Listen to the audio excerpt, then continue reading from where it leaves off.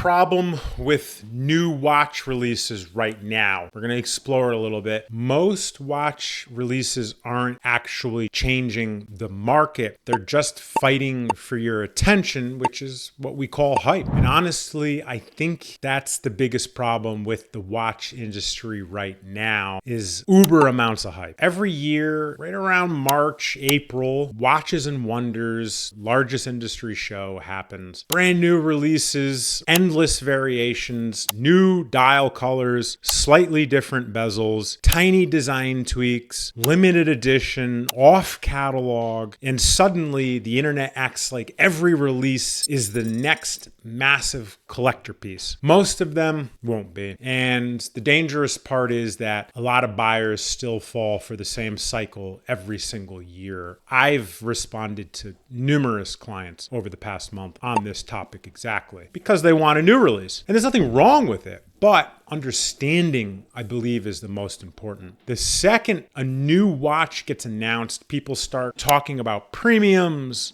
wait lists, resale values, and investment potential before they even handled the watch in person. That's not collecting anymore. That's assuming. And a lot of times that's just speculation disguised, really. And honestly, the market already exposed this. A few years ago, almost anything new from Rolex, AP, or even Patek would just explode overnight. Buyers were chasing hype more than actual watches, arguably still do to a degree, like the Pepsi from last month. But now the market's much more selective in a grand scheme or a macro scheme, and you're starting to see which releases actually mattered and which ones were just temporary noise. That's why I think a lot of brands today are relying more on attention and hype than innovation, because let's be honest, most new releases aren't completely new watches. They're variations, different dial, different material, slightly different proportions, like 1 millimeter bigger. Sometimes that matters. Most of the time, it doesn't fundamentally change the ownership experience, and serious collectors are starting to recognize that. From what we see every day, buying, selling, trading, consigning, and sourcing watches, the pieces with real long-term collector appeal usually separates themselves after the hype dies, normally in Q4 of whatever year the piece was released, not during launch week and not during Q2 and 3 when these new releases actually hit the secondary market. Because polarity and collectability are not the same thing. Just because a watch dominates Instagram for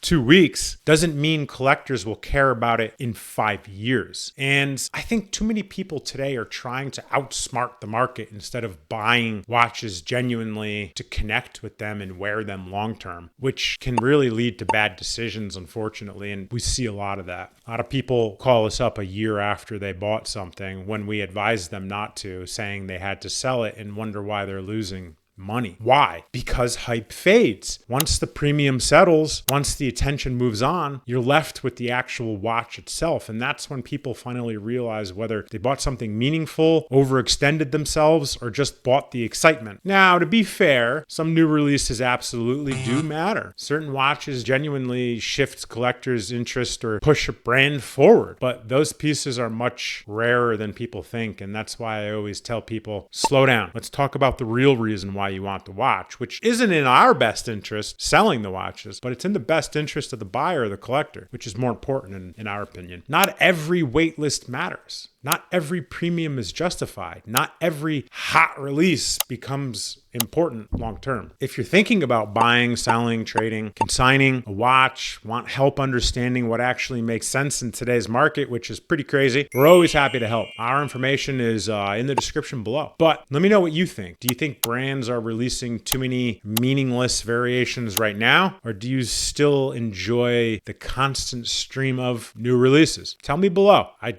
truly want to hear it because I think it's important to understand what collectors and wearers say and think. Guys, my name's Chris, and I'll catch you next time. Peace.